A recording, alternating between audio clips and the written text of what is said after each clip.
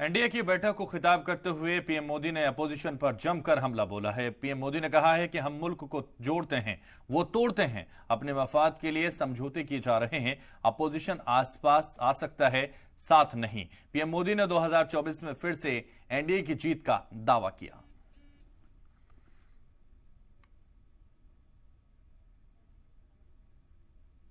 देश के लोगों को जोड़ते हैं, वो देश के लोगों को तोड़ते हैं।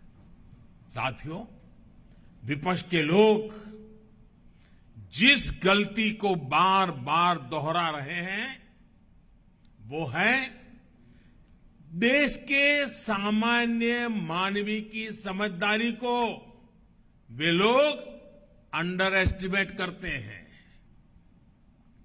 लेकिन देश की जनता सब कुछ खुली आंखों से देख भी रही है और समझ भी रही है।